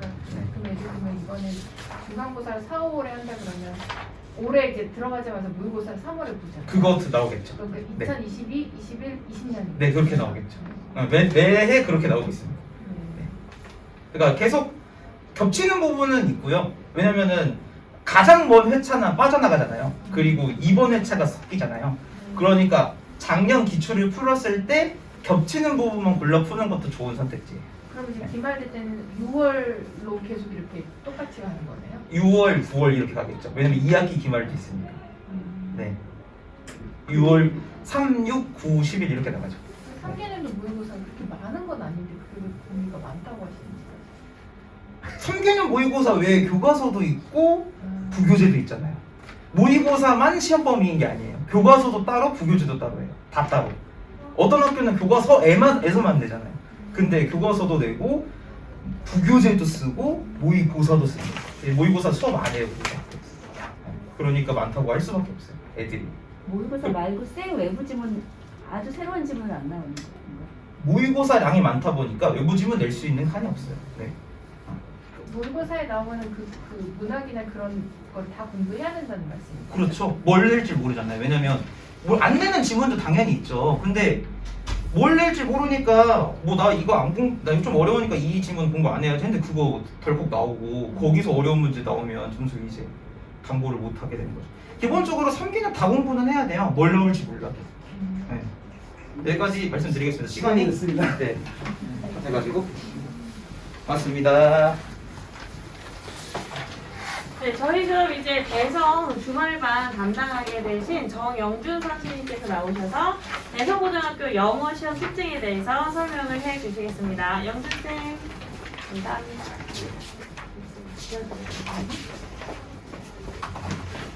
네, 주말반 담당하고 있는 정영준 선생님입니다. 반갑습니다. 대성을 일단 들어오셨는데 알고 들어가신 거 맞으시죠? 아이들이. 그렇죠?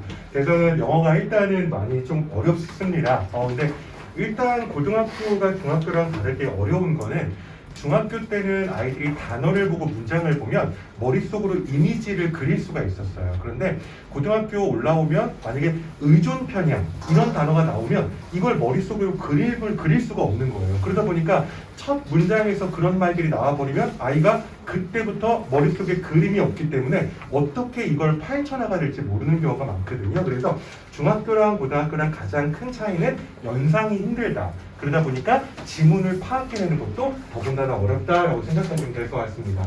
자, 대성고 시험 범위가 일단은 교과서는 2개 나눠집니다. 교과서는 그냥 모양이에요. 그래서 교과서는 학원에서 할 때도 거의 한 주에 그냥 다 쳐버립니다.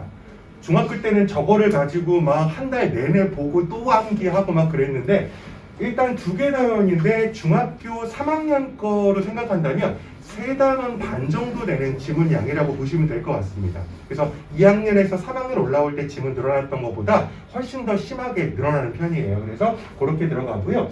모의고사가 3회분이라 그랬는데 이제 모의고사에서 독해 지문은 25지문이 있습니다. 그 중에서 대성에서는 이제 너무 쉬운 부분들은 다 커팅하고요. 한 모의고사당 16지문 이렇게 해서 뺀다고 생각하시면 될 것 같아요. 그래서 이제 3회분.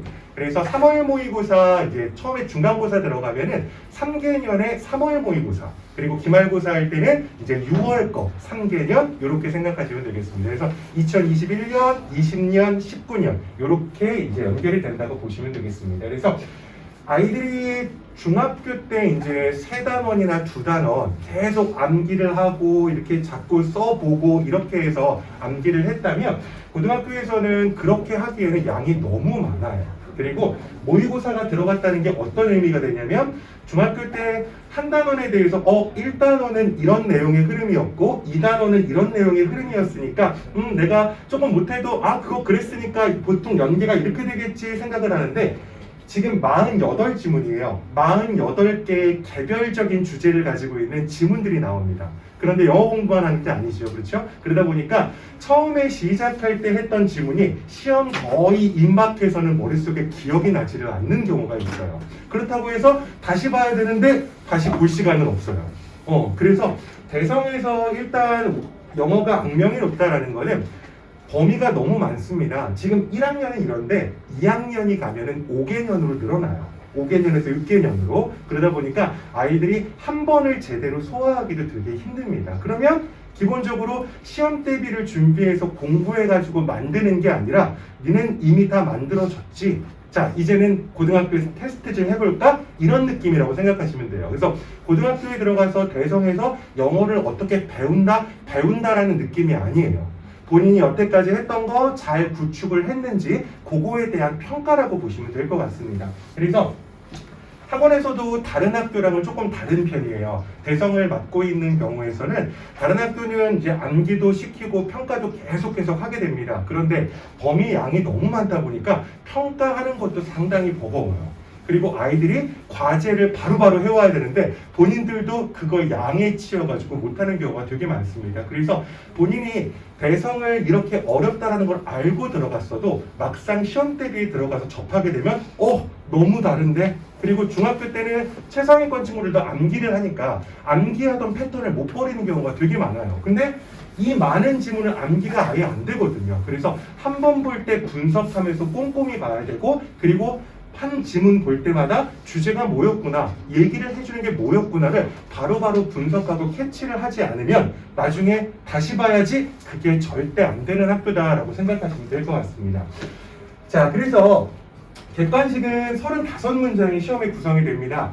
주관식이 없고 서술형이 없다라는 건 그만큼 많은 양을 다루겠다라는 거예요. 그래서 한 번 볼 때 본인이 제대로 보지 않으면 정말 보기 힘들게 되고요. 교과서 30%의 모의고사가 40%입니다. 아이들이 중학교 때는 교과서 막 잡고 있었는데 고등학교에서도 이게 정교재니까 잡고 있어야지 했다가 30점 맞아요. 그래서 모의고사 비중이 더 크고요. 그리고 대성도 1학년이 가장 힘든 건 외부 지문의 퍼센트가 높습니다. 자, 외부 지문 같은 경우에는 아이들이 처음 보는 지문이죠. 그런데 배점이 높아서 이게 이제 거의 끝에 쪽에 나와요. 35문제 중에서 27번 정도쯤 되면 나오기 시작을 합니다. 그런데 레벨이 고등학교 3학년 정도 수준이에요. 그러다 보니까 아까 이제 영어가 어려운 이유가 이미지가 안 떠오른다 그랬잖아요. 3학년 지문은 특히나 더 그렇고 추상적입니다. 그래서 이게 대체 무슨 소리를 하는 거지? 시간이 많아도 분석해서 하기 힘든데 27번까지 전전긍긍하고 풀다가 28번부터 외부 지문 딱 만나면 거기서부터 모르겠다 찍자 하고 찍어버려요.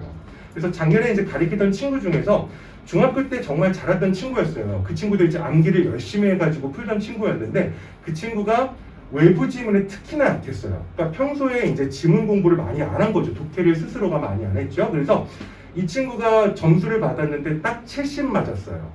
그래서 너 진짜 열심히 했잖아. 왜 그 점수야? 준비했던 거에서 하나 틀렸고요. 외부 지문 싹 다 틀렸어요. 그러니까 본인도 너무 억울한 거예요. 이렇게까지 나올지는 몰랐는데 정말 그 점수가 나와버립니다. 그러다 보니까 본인이 평소에 지문 공부를 많이 하지 않으면 대성에서는 정말 답이 없어요. 근데 내가 이러니까 남들도 그렇겠지? 아니에요.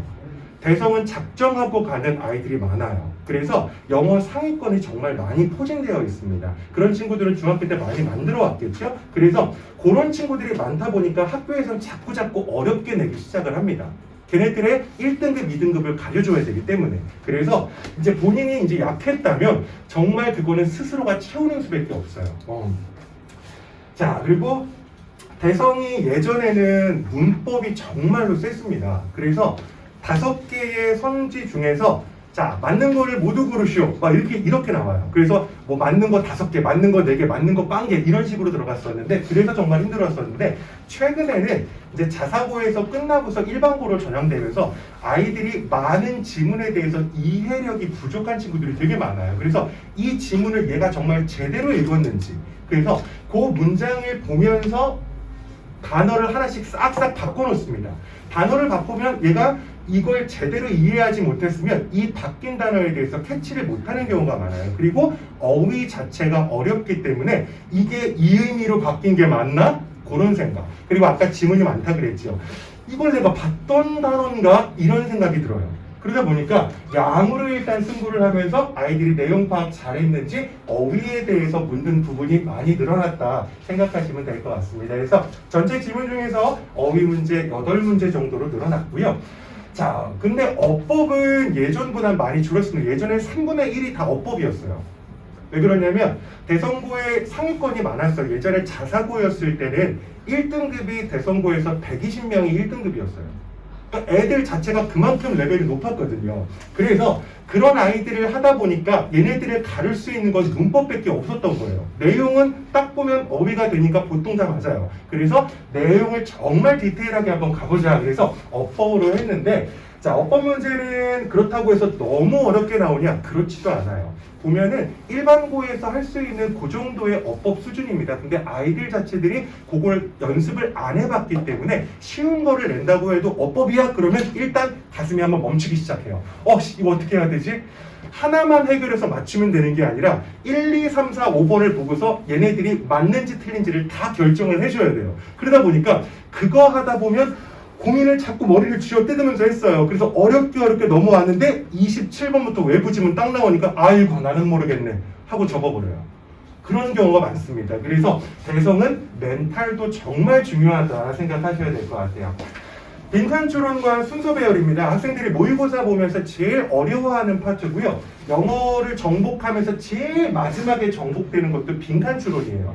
주제, 요지, 제목 다 찾고 순서까지 잘 리드미컬하게 썼는데 거기서 핵심 포인트인 빈칸 못 찾는 경우가 많습니다. 근데 배웠던 지문이면 당연히 빈칸 잘 찾지요. 약간의 변형은 다 됩니다. 그대로 안 나와요. 다 변형돼요.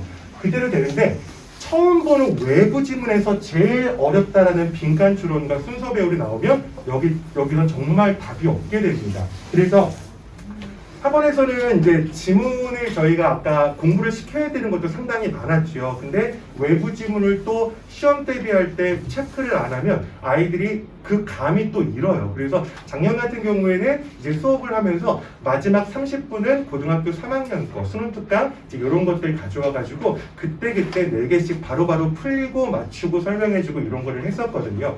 그나마 상위권 친구들은 그걸 받아먹어요. 그런데 중이나 중하위권 친구들 같은 경우에는 지금 시험 범위도 너무 많아서 미치겠는데 그것까지 주시면 저희는 어떻게 합니까? 이래버려요. 그래서 거기서 오는 어려움들도 상당히 크다라고 생각하시면 될 것 같습니다. 자, 시험 공부만 하면 70점이라고 그랬죠. 외부 지문이 퍼센트가 너무 높고 배점 자체가 높기 때문에 이제 거기서 힘든 게 있고요. 그리고 3학년 수준의 독해 지문이다 보니까 1, 2학년 어휘랑 3학년 어휘는 조금 다릅니다. 그래서 1, 2학년 어휘 같은 경우에는 우리가 이제 뭐 능률북화 어원편 요 정도만 봐도 충분히 들어갈 수 있는데 3학년 어휘 같은 경우에 수특 어휘까지도 체크를 하지 않으면 거기서는 모르는 단어가 한 줄에 3, 4개가 연달아 나올 수도 있어요. 그러면 한 2줄 읽었는데 단어가 그렇게 막혀버리면 거기서는 정말 답이 없게 되지요. 그래서 꾸준히 하는 것밖에 없어요. 대성에서는 일단은 벌써 학교를 배정을 받고 내가 선택해서 들어간 학교라면 그 정도 각오는 하고 있어야 되겠습니다. 대성에서는. 그래서 꾸준한 고급 독해예요. 일반 독해가 아니라 고급 독해 연습해야 된다라고 안내드리고 싶습니다. 자, 대성부는 악명 높은 학교죠. 그래서 배운 것만 시험 보지 않습니다. 배운 거. 사실 모의고사 그 지문 많은 거 학교에서 수업 다 안 해줘요. 정말 그 중에서 30% 정도만 수업을 해줘요.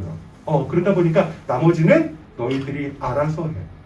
그래서 아까도 말씀드렸지만 기본기가 되어 있어야지만 살아남을 수 있다 생각하시면 되겠고요. 상위권의 영어 능력 우수하다 그랬어요. 알고 간 친구들이에요. 1, 2등급 친구들 같은 경우에는 지금 수능 봐도 돼요. 그 친구들 같은 경우에는. 근데 본인이 지금 학교를 들어가면서 좀 부족한데 그러면 3등급 이하 밑에 깔릴 거 생각하고 들어가셔야 돼요. 어떻게 되겠지? 절대 안 돼요. 그래서 대성 같은 경우에는 이미 알고 들어간 친구들이 많기 때문에 1, 2등급은 정말 넘사벽이다 생각을 하고 있어야 되고 부족하면 그만큼 시간 더 투자해서 학습을 시켜주셔야 되겠습니다.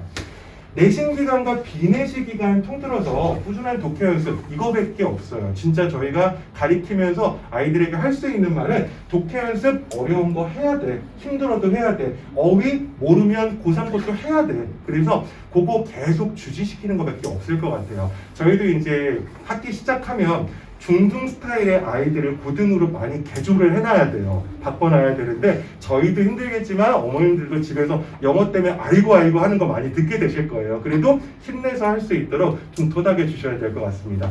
영어 학습 관련해서 이제 관리 프로그램은 저희 이제 선생님이 다시 한번 설명을 해드리도록 하겠습니다. 감사합니다.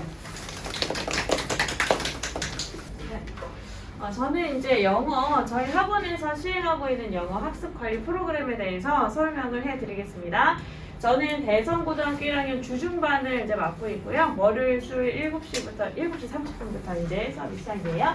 자, 저희 학원에서 하고 있는 이제 프로그램 중에서 첫 번째로 소개해드릴 건 바로 뭐냐면 클래스 카드라고 하는 어플이에요. 그래서 지금 저희 학원에 등록해서 다니고 있는 모든 학생들은 다 이 클래스 카드 어플을 통해서 매일매일 단어를 암기하고 있다라고 보시면 되겠습니다.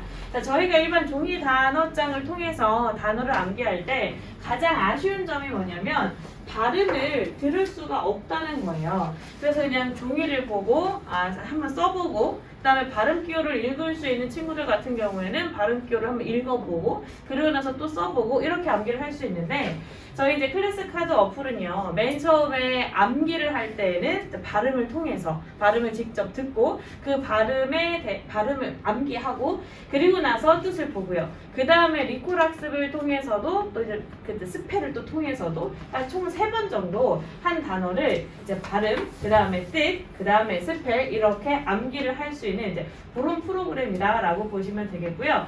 그 3번의 학습을 다 100% 통과해야지 학생이 그날에 시험을 볼 수 있는 칸이 이제 열리게 돼요. 그렇지 않으면 뭐 스펠을 한 단어라도 틀렸으면 아니면은 발음을 듣고 단어의 뜻을 고르는데 그걸 하나라도 틀렸으면 그러면 그 학생은 테스트를 볼 수가 없어요. 테스트 칸이 아예 활성화가 되지 않기 때문에 그래서 한 단어당 최소한 3번의 학습이 이루어지고 그리고 나서 테스트를 보게 된다라고 이제 알아주시면 좋겠고요. 이 클래스 카드를 통한 단어는 매일매일 이루어지게 됩니다. 보통 학원에 일주일에 2번 정도 오지만 이 클래스 카드 학습은 집에서 매일매일 이루어져요. 그리고 제가 밤 11시쯤에 이제 확인을 합니다. 그럼 확인을 해서 안 되어 있으면 그 학생에게 전화를 걸어요. 학생이 전화를 받으면 선생님 저 지금 수학학원이 늦게 끝나가지고요. 제가 12시 전까지 할게요. 아니 오늘 진짜 새벽 1시가 돼도 꼭 하고 잘게요. 이렇게 이야기하는 친구들이 있어요. 그럼 제가 그 친구들은 기다려줘요. 새벽 1시가 돼도 2시가 돼도 정말 다 했는지 확인을 하기 위해서. 근데 학생에게 전화를 했는데 학생이 전화를 안 받아요. 그럼 이제 저는 이 학생이 맨날 단어 학습을 하도록 도와줘야 되기 때문에 어쩔 수 없이 부모님에게 연락을 드리게 돼요. 그래서 그 시간에 이제 부모님들께서 전화를 받으시거나 카톡을 받으시면 되게 이제 저는 기분이 나빠하실 줄 알았는데 그렇지 않으시고 알겠습니다. 내일 우리 이제 아이 보고 꼭 하라고 말을 할게요. 이렇게 말씀을 해 주시더라고요. 그래서 근데 지금 이제 학생이 매일매일 단어를 암기하는 습관이 들기 전까지는 제가 학생도 조금 많이 괴롭힐 거고요. 그 다음에 새벽이 돼도 어머니들에게도 막 전화를 하고 카톡을 보내면서 좀 많이 괴롭힐 수도 있어요. 어머니들 그런 것 좀 조금 양해를 해주시기 부탁드리고, 그 다음에 이제 두 번째 저희 이제 관리 프로그램은요, 오답 노트 프로그램이에요. 그래서 저희 지금 학원에 재원 중인 모든 학생들은 이제 1350제 모의고사라는 책을 사면서 함께 이 오답 노트 혹은 선생님들마다 뭐 구문 노트 혹은 워크북 이렇게 부르시는 별명이 다양한데 그것을 다 한 권 혹은 두 권씩 받게 돼요. 그래서 거기에서 이제 단어, 유의어, 반의어를 본인이 스스로 찾아서 적게 되어 있고, 그 다음에 본인이 좀 어려워했었던 구문 적어서 이 분석을 하는 연습을 하게 되어 있는데, 이 오답 노트는 보통 저는 이제 두 권을 사서 아이들과 수업 시간마다 교환을 해요.